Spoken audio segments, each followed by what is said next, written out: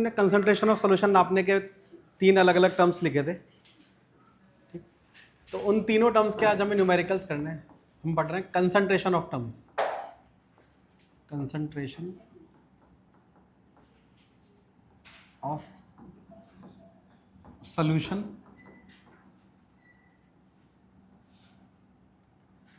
इसी को तुम हायर क्लासेस में जाओगे तो कंसंट्रेशन टर्म्स नाम से पढ़ोगे।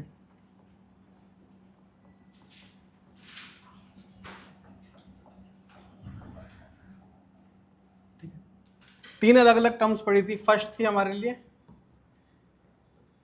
मास by mass percentage,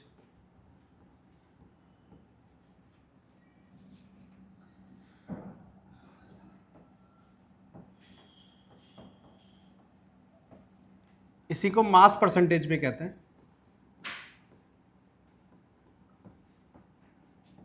mass percent ना डिनोट करने के लिए हम यूज करते हैं परसेंटेज m बाय m, या फिर मास को इंटरचेंजेबली यूज कर लेते हैं वेट से, percentage weight by weight. Second is volume by volume,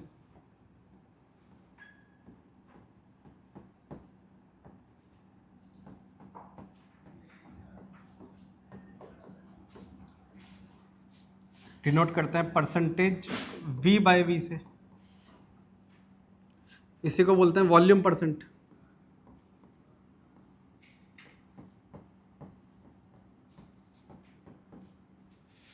and third is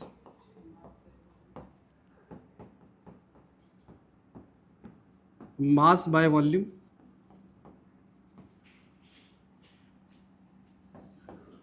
percentage.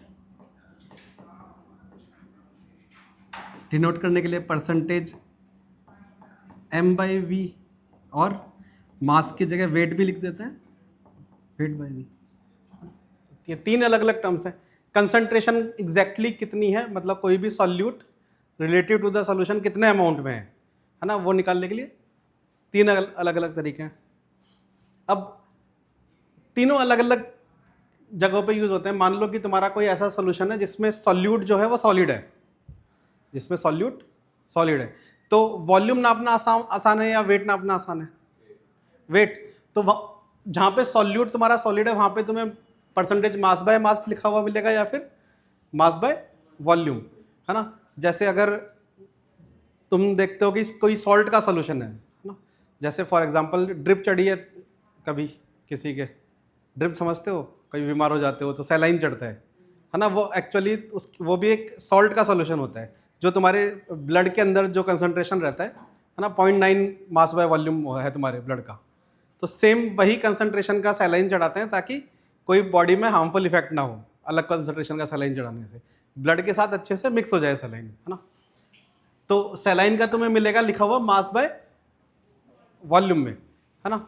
और ऐसे ही कभी जब एल्कोहल्स वगैरह के मिक्सचर्स होते हैं, जैसे कभी सर्च करोगे एसीटोन वगैरह सैनिटाइजर वगैरह पे देखोगे, है ना, या फिर प्योर अल्कोहल खरीदने जाओगे तो वो तुम्हें मिलेगा वॉल्यूम बाय वॉल्यूम में, क्योंकि अल्कोहल नेचुरली किस फॉर्म में है? लिक्विड में, और तुम मिला किस में रहे हो? वाटर में, वो भी क्या है? लिक्विड। तो लिक्विड का आसान नापना क्या है? वॉल्यूम नापना ज़्यादा आसान है, तो वो तुम्हें लिखा हुआ मिलेगा वॉल्यूम बाय वॉल्यूम में, है ना। तो अलग अलग जहाँ पे जो नापना ज़्यादा आसान है वो नापते हैं। जैसे अगर मान लो पेस्टिसाइड्स वगैरह जब फार्मर्स यूज़ करते हैं, तो पेस्टिसाइड्स वगैरह अगर तुम्हें पाउडर्ड फॉर्म में पेस्टिसाइड मिल रहा है तो उसमें लिखा रहता है कि इतने ग्राम पेस्टिसाइड लेना है और उसे इतने लीटर वाटर में मिलाना है ना। तो वो भी किस में मिलेगा फिर तुम्हें? परसेंटेज मास बाय वॉल्यूम में, ठीक है। तो ये तीनों अलग अलग पे न्यूमेरिकल्स करेंगे, है ना। फर्स्ट है तुम्हारा मास परसेंटेज और मास बाय मास परसेंट। तो ये जो भी लिखा हुआ है मास बाय मास, है ना, इसी में तुम्हारा फॉर्मूला है। जो लिखा हुआ है मास बाय मास, इसी में फॉर्मूला है कि अगर तुम्हें पूछा जाए मास परसेंट, तुम्हें मास परसेंट निकालना है, तो मास बाय मास लिखा है मतलब ऊपर क्या आएगा? मास। किसका मास परसेंटेज निकाल रहे हो? सॉल्यूट का, तो मास ऑफ सॉल्यूट। क्या कर रहे हो? मास ऑफ सॉल्यूट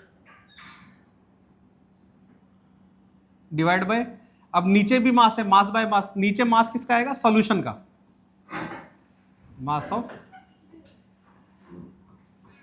सॉल्यूशन, और परसेंटेज निकाल रहे हैं इसलिए इनटू 100, है ना। जैसे ही बोला मास बाय मास, तो ऊपर भी मास है नीचे भी मास है, किसका परसेंटेज निकाल रहे हो? सॉल्यूट का ही निकालोगे, तो ऊपर सॉल्यूट और नीचे सॉल्यूशन, ये याद रखो। तो जो भी पूछा जाए उसी के अंदर फॉर्मूला है, तो फॉर्मूला अलग से याद करने की जरूरत नहीं है, लॉजिक समझोगे, ठीक है। अब हम डिनोट करने के लिए क्या यूज करेंगे? मास ऑफ सॉल्यूट को हम लिखेंगे m सॉल्यूट, है ना, ताकि बार बार मास मास वर्ड ना लिखना पड़े। और ये मास ऑफ सॉल्यूशन, है ना। अब मैं मास ऑफ सॉल्यूशन के लिए क्या कर सकता हूं? मास ऑफ सॉल्यूशन में दो चीजें होंगी सॉल्यूशन में, एक सॉल्यूट है और एक सॉल्वेंट है। तो मास ऑफ सॉल्यूशन में लिख सकता हूं मास of solute plus mass of solvent, ये लिख सकता हूं। सॉल्यूट और सॉल्वेंट मिलाने पे सॉल्यूशन बना था। तो इसी फॉर्मूले में मैं क्या लिख सकता हूं? Percentage mass by mass is equals to mass of solute upon mass of solute plus mass of solvent into 100।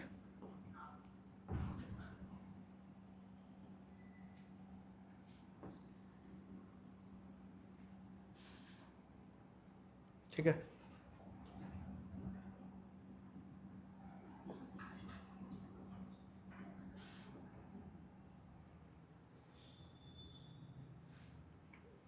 ठीक है, इतना क्लियर है क्या करना है?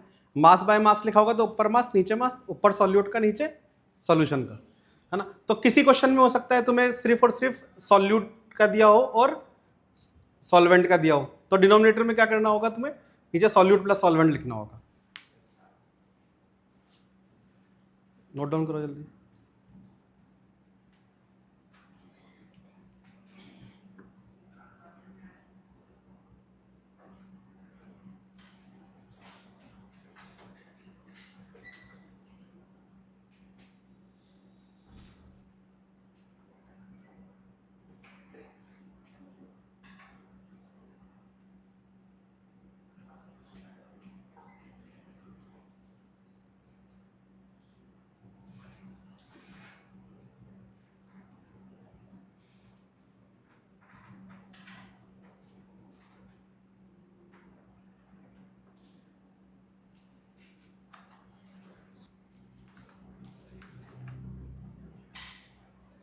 हो गया, ठीक है। इसको अब इस पे क्वेश्चन एग्जांपल देखते हैं।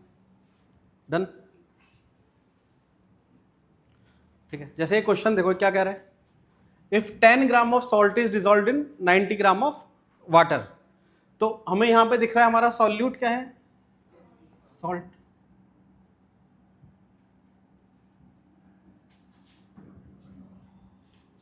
Our salt is solute. वही किस में डिसॉल्व कर रहे हैं? वाटर में, तो ये वाटर हमारा क्या हो गया? सॉल्वेंट। मास ऑफ सॉल्यूट हमें गिवन है, मास ऑफ सॉल्यूट कितना है? 10 ग्राम। मास ऑफ सॉल्वेंट हमें गिवन है, कितना है? 90 ग्राम। इन दोनों को अगर मैं ऐड करूंगा तो मुझे मास ऑफ सॉल्यूशन मिल जाएगा।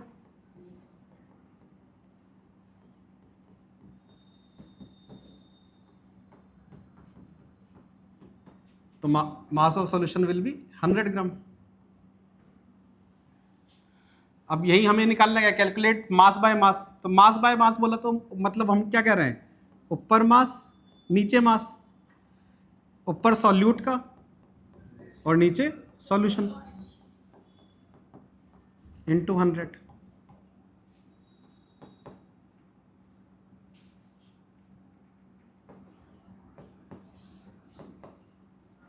मास ऑफ सॉल्यूट दिया हुआ है 10, मास ऑफ सॉल्यूशन हमने निकाला 100, इंटू 100 करेंगे तो कितना परसेंट आ गया? 10% मास बाय मास। ठीक है, तो जब क्वेश्चन में गिवन क्या है वो ध्यान से देखना। हो सकता है यहां पे दिया हुआ होता 10 gram of salt is dissolve to form 90 gram of salt solution, उसने क्या अगर दिया होता 10 gram of salt is dissolve to make 90 gram of salt solution, तो सोल्यूशन ही 90 हो जाता, तो मतलब वाटर कितना था 80। ठीक है, ये करो, लिखो जल्दी इसको, फिर नेक्स्ट क्वेश्चन तुम खुद करो।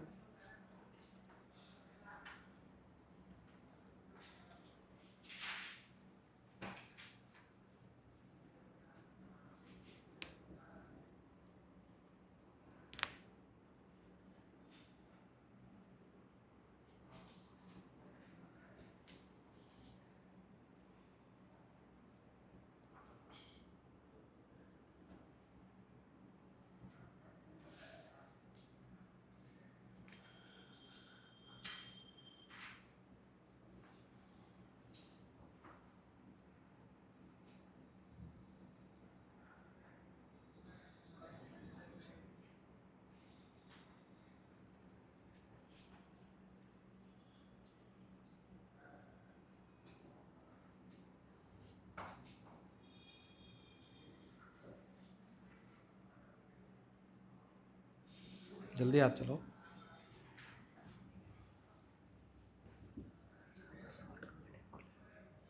ठीक है,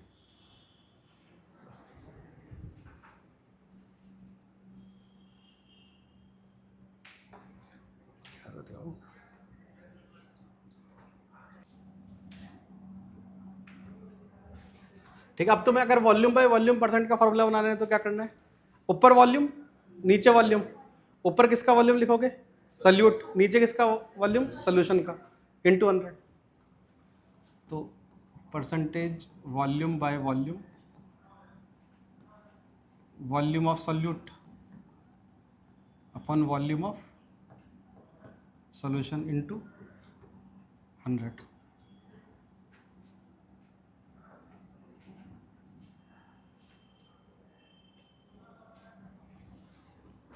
ठीक है, अगर पूरा लिखना है तो volume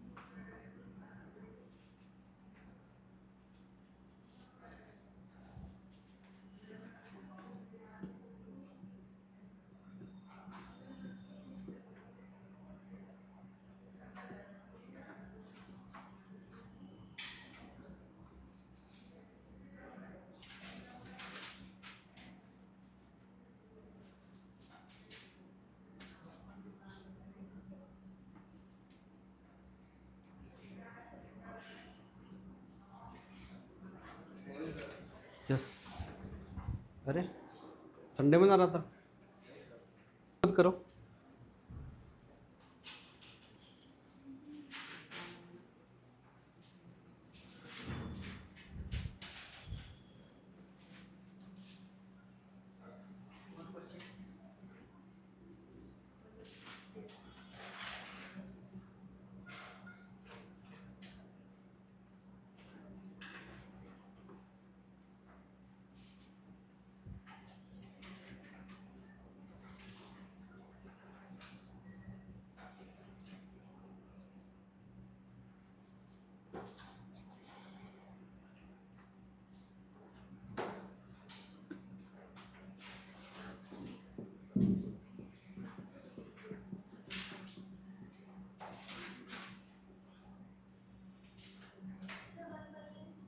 yes,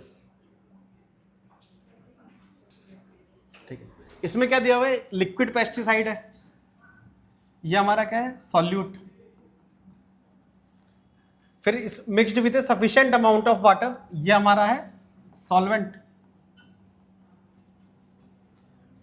to form 100 ml of pesticide spray, ये पेस्टिसाइड स्प्रे हमारा है सॉल्यूशन। सॉल्यूशन का वॉल्यूम दिया हुआ है 100 ml और सॉल्यूट का वॉल्यूम दिया हुआ है 1 ml, तो परसेंटेज वॉल्यूम बाय वॉल्यूम निकालेंगे।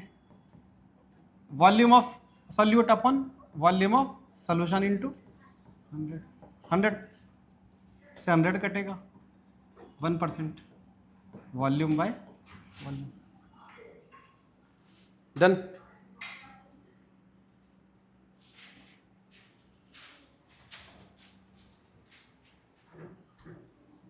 नेक्स्ट इसका फॉर्मूला खुद से बनाओ। ये हो गया, लिख लिया हमने।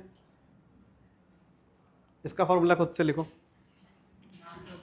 क्या है? मास बाय वॉल्यूम लिखा हुआ है, तो ऊपर मास नीचे वॉल्यूम, ऊपर सॉल्यूट नीचे सॉल्यूशन, बस।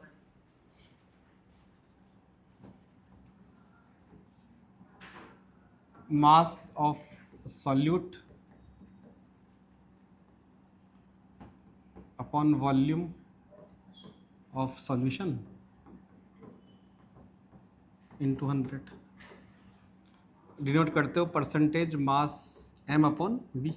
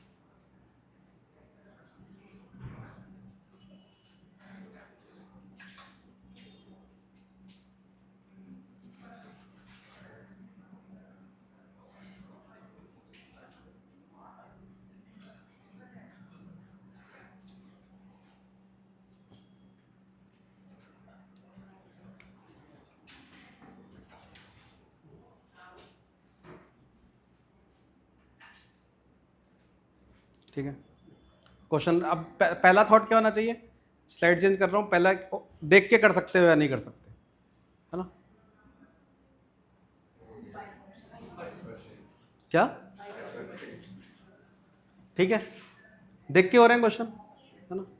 तो जल्दी क्वेश्चन लिखो, फिर अगला भी देख के ही करना है। तुम्हारी बुक क्या है? हाँ हाँ, अब चेंज होंगे।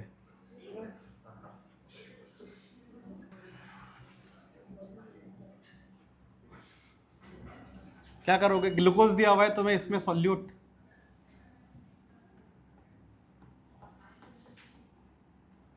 तो मास ऑफ सॉल्यूट गिवन है 5 ग्राम।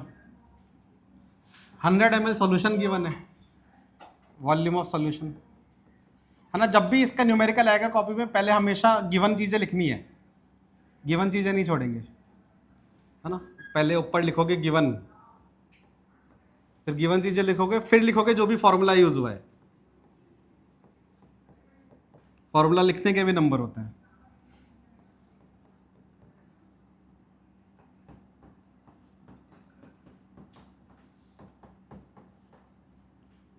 फिर वैल्यू पुट करोगे,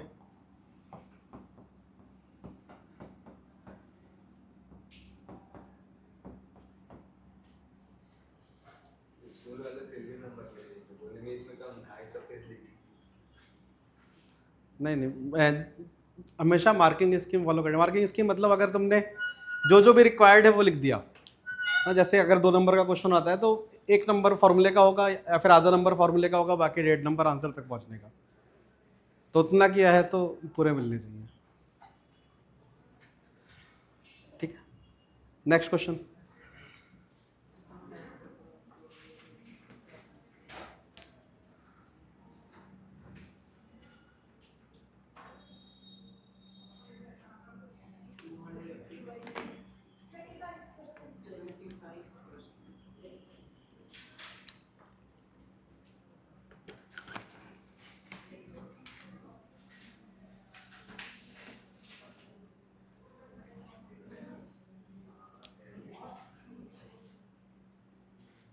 ठीक है, 25% डायरेक्ट दिख रहा है।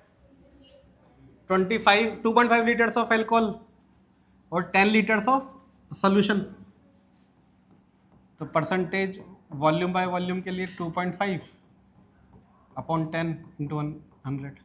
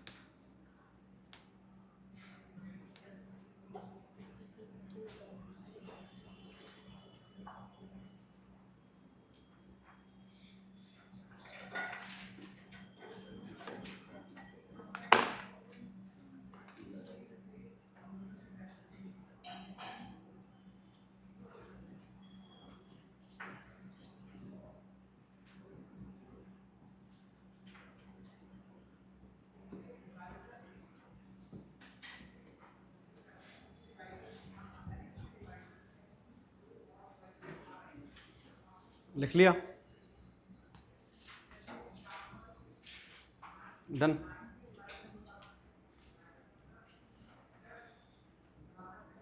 Next question.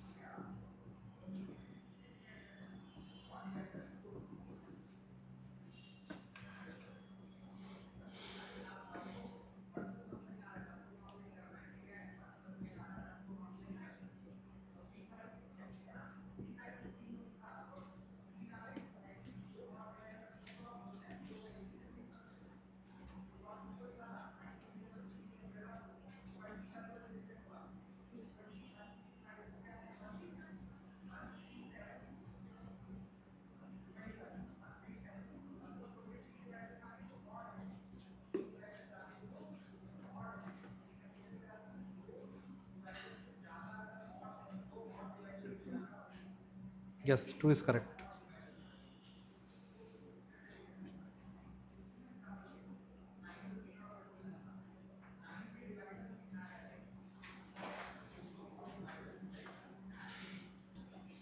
ठीक है, इसमें यूनिट्स पे हमेशा ध्यान देना है। यहां पे दिया हुआ है ग्राम में, mass of solute is given in gram, and वही ये दिया हुआ है केजी में, mass of solvent is given in kilogram, 2.45 kg, मतलब 2450 ग्राम।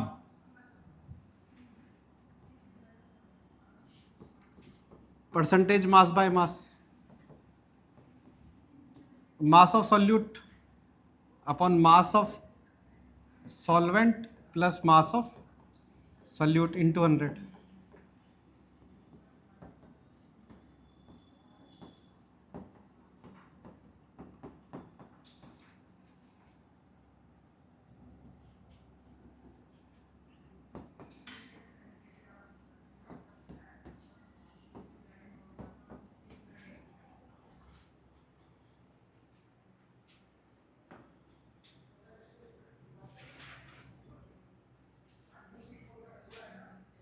लिख लिया?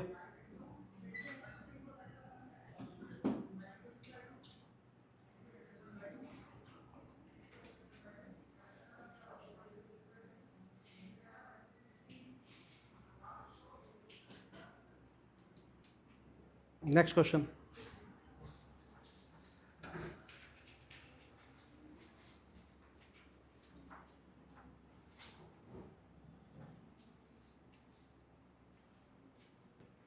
और इसमें परसेंटेज दिया हुआ है।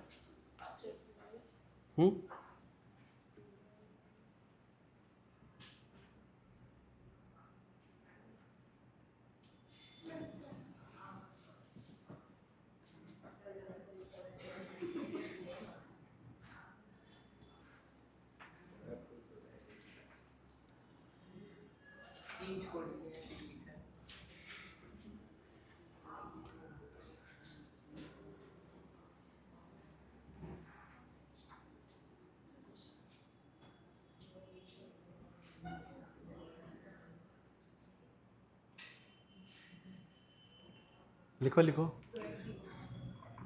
ये बुक के क्वेश्चन है। Yes, 20% is correct. हो रहे हैं ऑलरेडी। कैसे देखोगे? क्वेश्चन देखते ही सबसे पहले क्या आइडेंटिफाई करो, क्या क्या दिया हुआ है ना। भाई फालतू की कहानी दी हुई है और बोला गया 2 चम्मच मिला रहे हो, रूअफ़ज़ा मिलाया है, कभी रूअफ़ज़ा को पानी में मिलाते हो सोल्यूशन बनता है ना। तो वो कह रहे हैं कि तुमको रूअफ़ज़ा बनाने बोला, तुमने 2 टेबल स्पून डाला, तुमने क्या किया है 2 टेबल स्पून रूअफ़ज़ा डाला, और क्या और दिया हुआ 1 टेबल स्पून कितने ml का है 15 ml का, और तुमने पूरा सॉल्यूशन बनाया है 150 ml का। तो 2 टेबल स्पून डाला मतलब कितना वॉल्यूम डाला 20 ml डाला, और टोटल तुमने बनाया 150 ml इंटू 100। क्या 20? अच्छा 20 लिख दिया।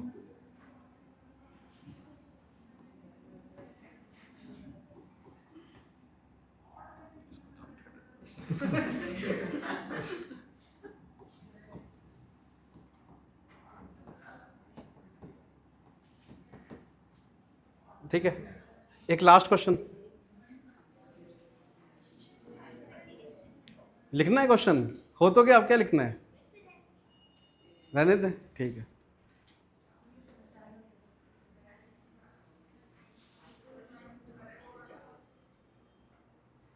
हाँ ये ध्यान रख सकते हो, एसिटिक एसिड को ग्लेशियल एसिटिक एसिड भी बोलते हैं। रीजन इसका फ्रीजिंग पॉइंट बहुत कम होता है, तो बहुत ही कम टेम्परेचर या फिर ठंडे इलाकों में जाओगे तो एसिटिक एसिड जम जाता है, इसलिए बोलते हैं ग्लेशियल एसिटिक एसिड।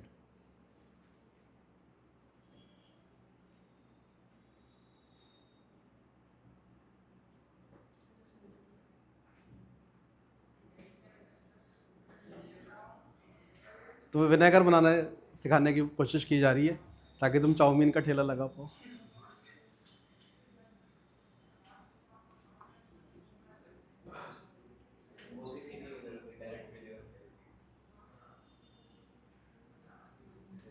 मतलब लगाना है ठेला।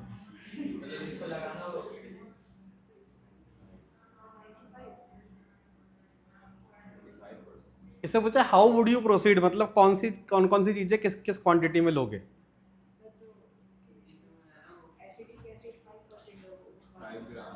है ना, उसमें बोला है कि पहले तो उसने बताया विनेगर क्या होता है, vinegar is 5% acetic acid, vinegar is 5% volume by volume acetic acid.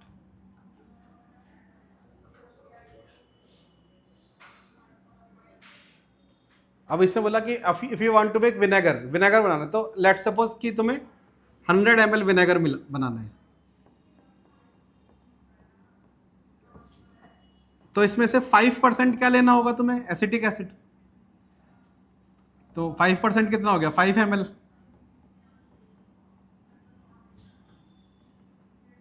और जो बच गया 95 ml, ये लोगे वाटर, है ना। ठीक है, जितना भी परसेंट बोला जाए उतना सॉल्यूट ले लेना है और बचा हुआ सॉल्वेंट। अगर तुम्हें बोला जाता कि 20% एसिटिक एसिड बनाना है, तो 20% बोला जाता तो क्या करते, 20 ml ले लेते एसिटिक एसिड, बचा हुआ वाटर।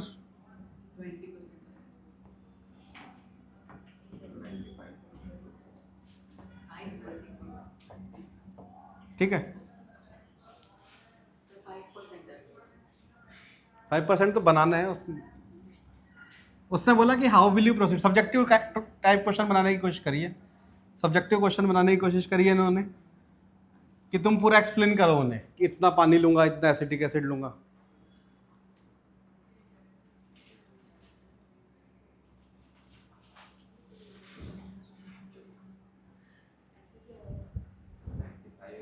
कह रहा ना 5 ml एसिटिक लेना, एसिटिक एसिड 95 ml वाटर लेना।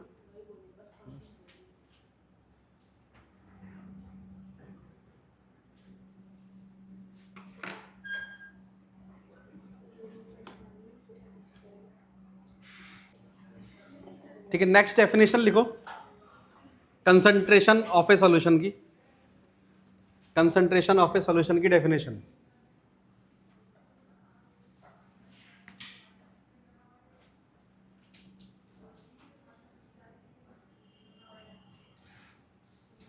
The amount of solute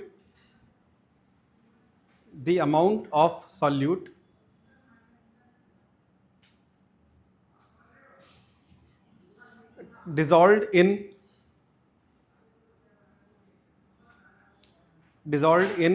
a given amount of solvent, the amount of solute dissolved in a given amount of solvent or solution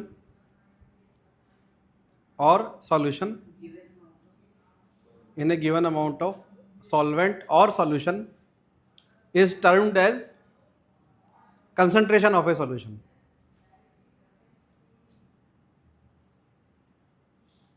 is termed as concentration of a solution.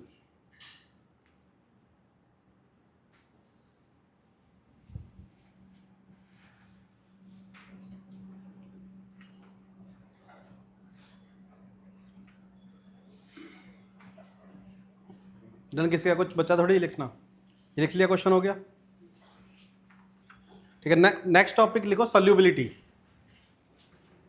Next topic is solubility.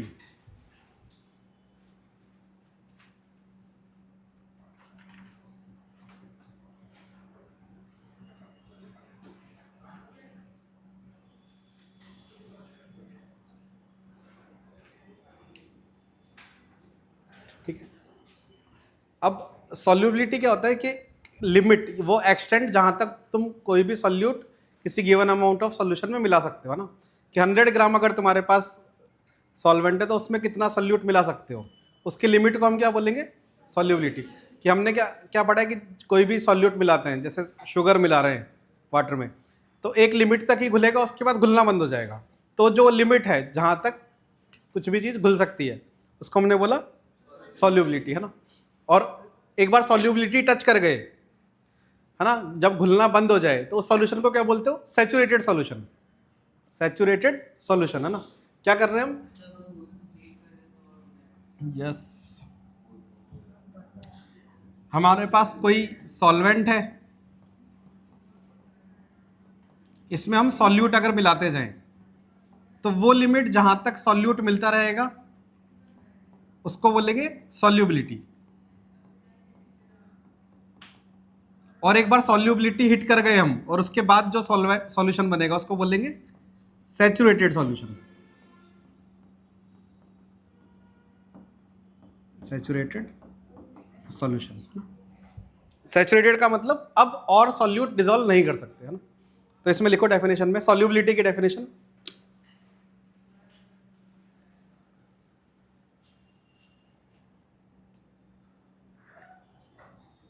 maximum amount of solute, maximum amount of solute that dissolves in a fixed quantity of solvent, in a fixed quantity of solvent, है ना। अब ये fixed quantity क्या है, अगर कोई liquid में हम डिसॉल्व कर रहे हैं तो 100 ml है, अगर किसी सॉलिड है, हमारा सॉल्वेंट अगर सॉलिड है तो ग्राम में गिनेंगे, है ना। तो ब्रैकेट में लिख लो quantity of the solvent, bracket के अंदर 100 ml और 100 ग्राम,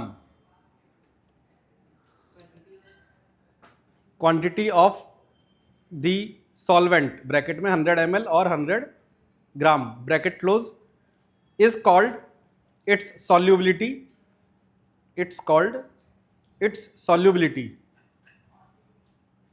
at a given temperature,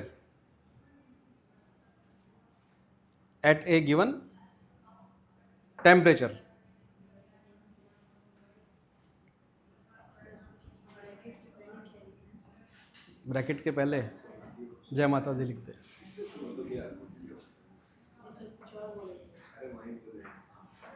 ठीक है, सॉल्युबिलिटी एट ए, अब एंड में हमने बोला एट ए गिवन टेम्परेचर। एट ए गिवन टेम्परेचर क्यों बोल रहे हैं, कि जैसे जैसे टेम्परेचर चेंज करोगे वैसे वैसे सॉल्युबिलिटी चेंज होती है, कि तुम कोई भी सॉल्ट या शुगर कितना मिला सकते हो सॉल्वेंट में, वो टेम्परेचर पे डिपेंड करेगा। जैसे तुमने खुद ने ऑब्जर्व किया अगर होगा, अगर ठंडा पानी है तो नमक बहुत धीरे धीरे घुल रहा होता है ना, और कम घुलेगा अगर तुम कोशिश करोगे तो। वही चाशनी बनाने का प्रोसेस आपने देखा होगा, क्या करते हैं, चीनी घोलते हैं, फिर एक लिमिट तक चीनी घुलती है, फिर गर्म करते हैं। गर्म करने का फायदा क्या होता है कि उसके अंदर आप और चीनी मिला सकते हो, मतलब सॉल्युबिलिटी बढ़ गई, टेम्परेचर बढ़ाने पे सॉल्युबिलिटी बढ़ गई। तो एट ए गिवन टेम्परेचर इसलिए बोला कि टेम्परेचर चेंज करोगे तो सॉल्युबिलिटी चेंज हो जाएगी, है ना। जनरली हमारा कंसेप्शन ये रहता है कि टेम्परेचर बढ़ाने पे सॉल्युबिलिटी बढ़ेगी, है ना, पर हम हर केस में ऐसा नहीं होता, कुछ कुछ केसेस ऐसे हैं जिनमें कम भी होती है, वो भी देखेंगे, है ना। नेक्स्ट पैराग्राफ में लिखा ना सैचुरेटेड सॉल्यूशन की definition,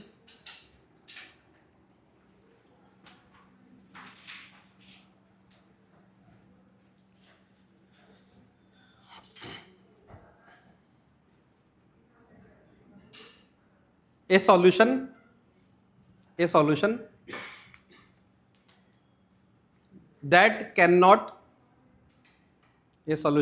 that cannot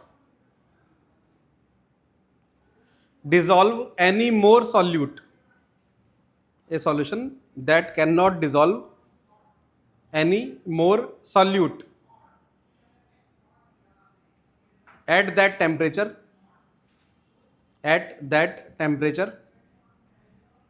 is called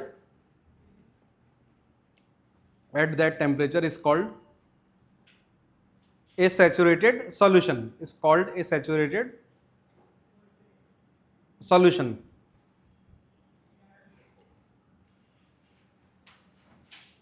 paragraph change करके लिखना। अब जनरली हमने क्या देखा है कि सॉल्युबिलिटी इंक्रीज होती है टेम्परेचर के साथ, है ना, तो वही पॉइंट लिखवा रहा हूँ, नोट करके लिखना, NOTE note, point number 1।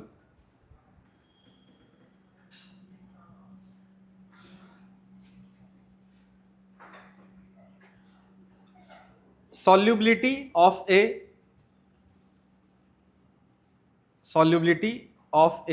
solid solute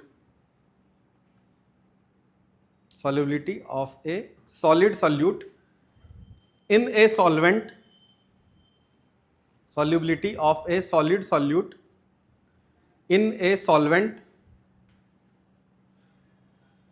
solvent के बाद ब्रैकेट में लिखना liquid, generally increases with increase in bracket close, liquid का bracket close, generally increases with increase in temperature,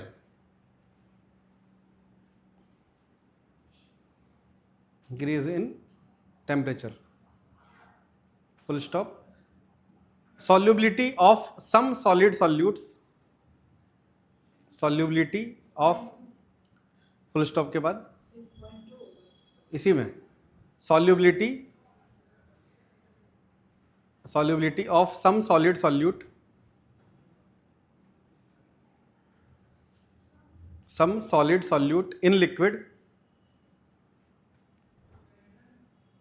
in liquid solvent decrease with increase in temperature.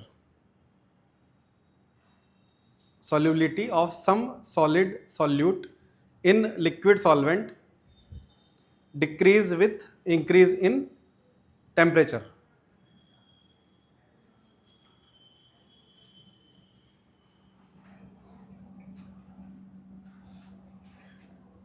ठीक है, क्या कह रहा हूं मैं, solubility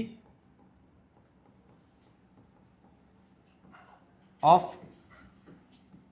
solid solute in liquid solvent,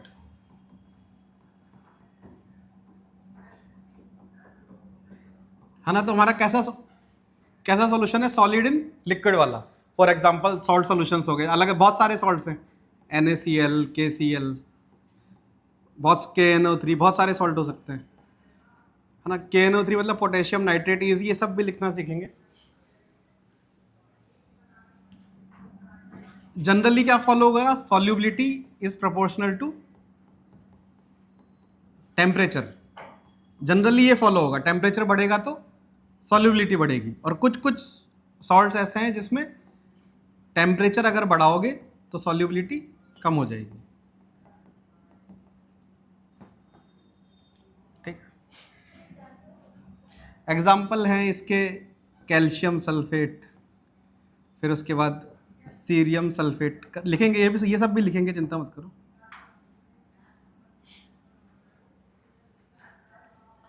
next इसी में एडिंग डालना सॉल्युबिलिटी कर्व, नेक्स्ट इसी में सॉल्युबिलिटी कर्व।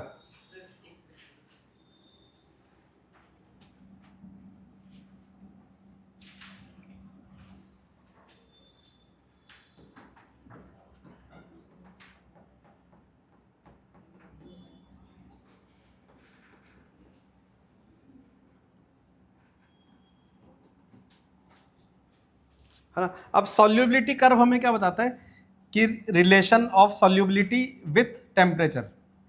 सॉल्युबिलिटी कर्व हमें बताएगा एक एक्सिस पे हम इस पे डालेंगे सॉल्युबिलिटी,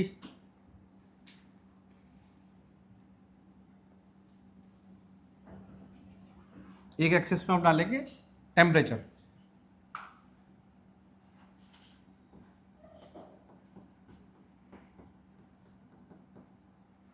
सॉल्युबिलिटी इन बोल देते हैं 100 ग्राम ऑफ वाटर,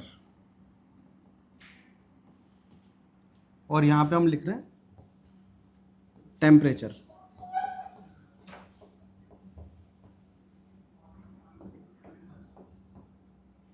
ठीक है, जैसे अगर मान लो मैंने कोई ग्राफ बनाया इस तरह से,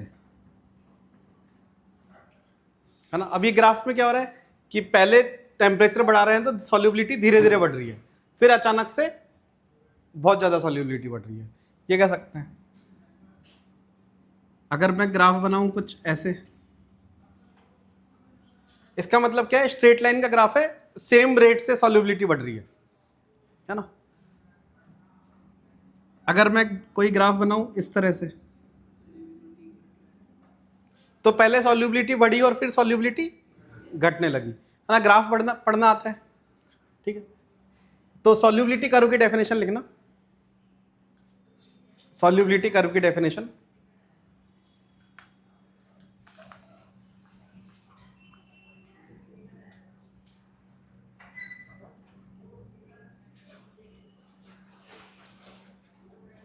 सॉल्युबिलिटी कर्व की definition, solubility curve is a line graph, solubility curve is a line graph,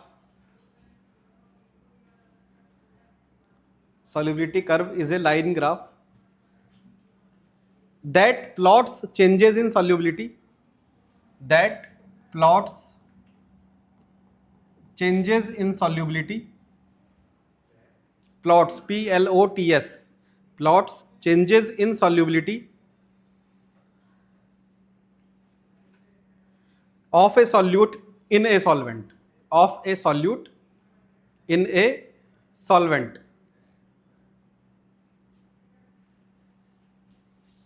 against changing temperature, against changing temperature,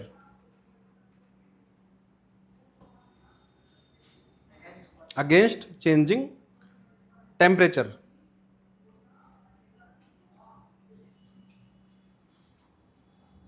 ठीक है, तो जैसे ये कुछ एग्जांपल्स हैं।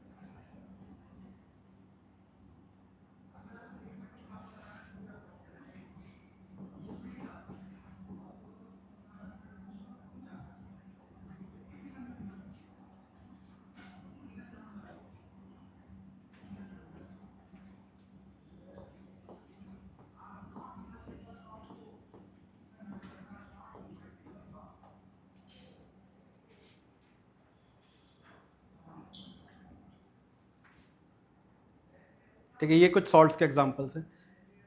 अब यहाँ पे कैल्शियम सल्फेट को अगर तुम देख रहे हो, CaSO4 को, ना इसको क्या बोलोगे, कैल्शियम सल्फेट, ये नाम वगैरह लिखना भी सीखेंगे। पर कैल्शियम सल्फेट में क्या हो रहा है कि यहाँ तक तो बढ़ रहा है, फिर घटने लग गया, सॉल्युबिलिटी एक एंड तक बढ़ रही है, फिर घटने लग गई, है ना। इसका रीजन क्या है कि जब इसको हम हीट करते हैं कैल्शियम सल्फेट को, तो अराउंड इस टेम्परेचर पे पहुंच के ये जो 0.2H2O है ये रिलीज हो जाता है, निकल जाता है ना। और बचता क्या है, सिर्फ और सिर्फ कैल्शियम CaSO4 वाला पार्ट, और इसकी सॉल्युबिलिटी डिक्रीज होती है।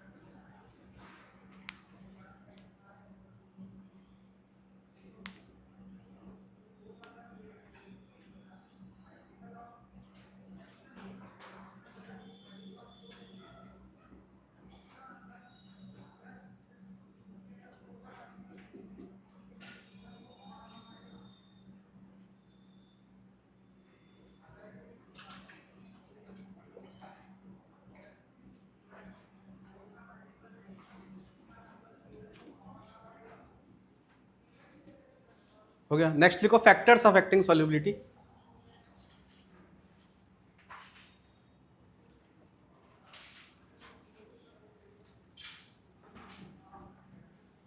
नेक्स्ट इज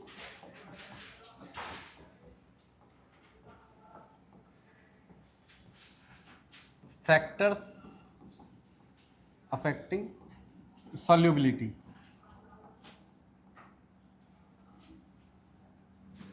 तो एक फैक्टर तो हमने देखा, पहला फैक्टर क्या है, टेम्परेचर, कि टेम्परेचर चेंज कर रहे हैं तो सॉल्युबिलिटी चेंज हो रही है। टेम्परेचर चेंज करने से सॉल्युबिलिटी ज्यादा भी हो सकती है, कम भी हो सकती है। हाँ, second factor is size of solute particles. Size of solute particles, है ना। इसमें लॉजिकल है कि जैसे जैसे सॉल्यूट का साइज बड़ा होता जाएगा वैसे वैसे सॉल्युबिलिटी कम होती जाएगी, है ना। देख भी सकते हो तुम्हारे पास नॉर्मल सैंड के पार्टिकल का साइज बहुत ज्यादा है तो सॉल्युबिलिटी कम है। तो कह सकते हो this is inversely proportional to solubility is inversely proportional to size of solute. And third factor is कि हम मिक्स कितना स्पीड से कर रहे हैं, स्टीयरिंग जिसे बोल सकते हो, कि अगर तुम बिल्कुल भी स्टीयर ना करो, बस सॉल्ट डाल के छोड़ दो, तो नॉर्मल डिफ्यूजन होने में बहुत ज़्यादा टाइम लगेगा, और अगर मिलाओगे तो जल्दी खुल जाएगा, है ना। तो मैं कह सकता हूँ solubility is proportional to rate of stirring. Rate मतलब कितना जल्दी कर रहे हो।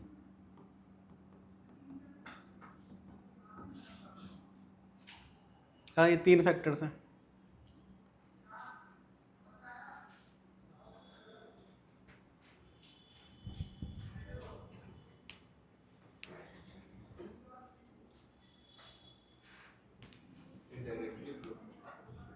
हाँ, स्टीयरिंग ज़्यादा करोगे तो सॉल्युबिलिटी ज़्यादा होगी।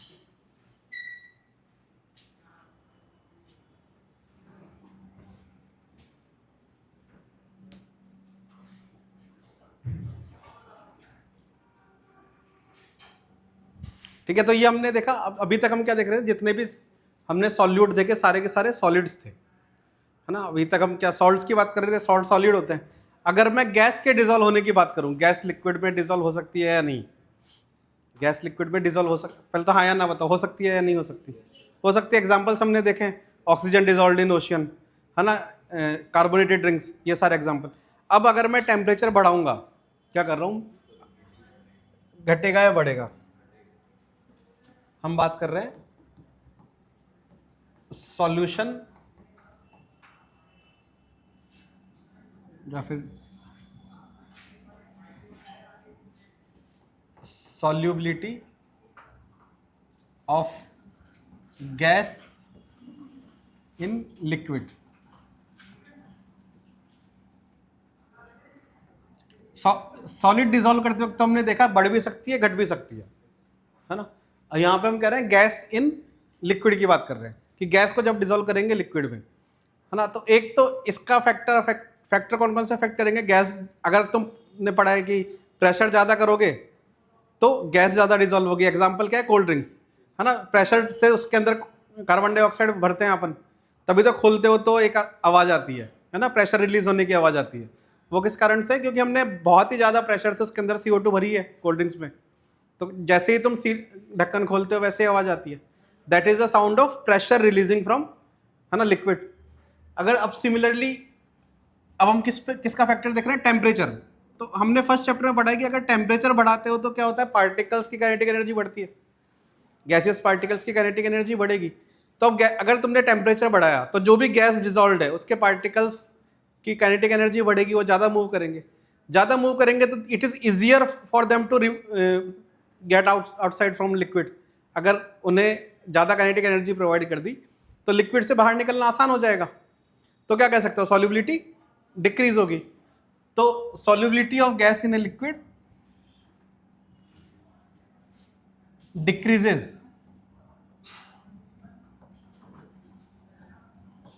with increase in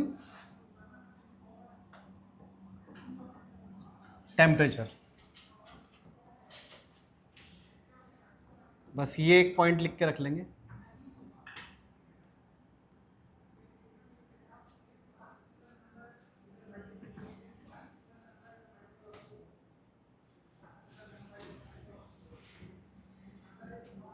ठीक है, नेक्स्ट क्लास में सॉल्युबिलिटी पे क्वेश्चंस करेंगे। नेक्स्ट क्लास में क्या करेंगे? सॉल्युबिलिटी पे क्वेश्चंस करेंगे सिमिलरली। ठीक है।